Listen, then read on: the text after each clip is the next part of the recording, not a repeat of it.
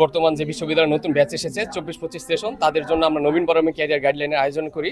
আমাদের উদ্দেশ্য ছিল যে বরিশাল বিশ্ববিদ্যালয় তথা যে কোনো বিশ্ববিদ্যালয়ে একজন শিক্ষার্থী যখন আসে, সে সঠিক দিক নির্দেশনা নিয়ে যেন তার পরবর্তী জীবনকে নৈতিকভাবে এবং সামগ্রিকভাবে এগিয়ে নিতে পারে, সেই ইনস্ট্রাকশন যেন আমরা আমাদের সিনিয়র হিসেবে দায়িত্বশীল জায়গা থেকে এবং সংগঠনের দায়িত্বশীল জায়গা থেকে আমরা পৌঁছাতে পারি। এটা আমাদের শুধুমাত্র সংগঠনের ব্যানারেই ছিল, ব্যাপারটা এরকম না। আমরা চেয়েছি ওভারঅল একটা মেসেজ নিয়ে যাক। এই ধরনের আয়োজন অত্যন্ত জরুরি। আমরা যে বিষয়ে বলেছি যে আমাদের সত্যিকার বিকাশ, আমাদের আর্থিক বিকাশ, আমাদের মানসিক বিকাশ, আমাদের দৈহিক বিকাশের সাথে সম্পর্কিত।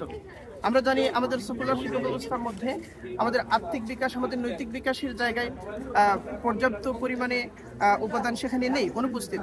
ফলে নৈতিকতা বর্জিত একটা দক্ষতা নিয়ে অনেকেই যান, কিন্তু যে দক্ষতার সাথে নৈতিকতার সম্পর্ক নাই সেই দক্ষতা অনেক সময় বিপজ্জনক হয়ে ওঠে।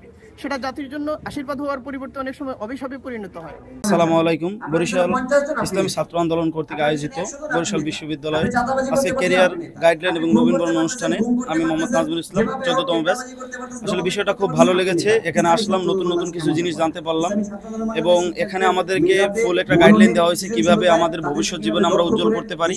বর্তমানে ইসলামী আন্দোলন বাংলাদেশের যে আজকের ইভেন্টটা, এখানে অনেক ক্রিয়েটিভ জিনিস, ইসলামের ইতিহাস থেকে শুরু করে যত প্রকারের আছে আমাদের সামগ্রিক জ্ঞান দিয়েছে। আর বর্তমানে নবীন শিক্ষার্থী হিসেবে আমার অনুভূতিটা বর্তমানে খুবই আন্তরিক, কারণ এখানে ভাইরা খুবই আন্তরিক আর সবকিছুই ওভারঅল ভালো লেগেছে।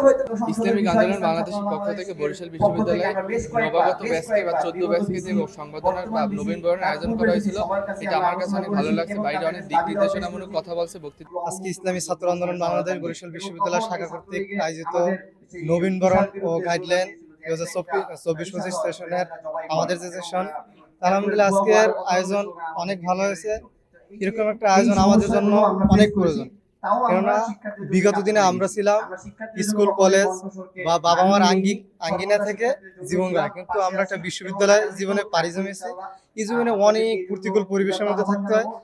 এই পরিবেশের মধ্যে কিভাবে চলতে হয়, কিভাবে নিজেকে খাপ খেয়ে নিতে হয়, এই যে গাইডলাইন, এর জন্য এরকম একটা অনুষ্ঠানের প্রয়োজন অপরিসীম।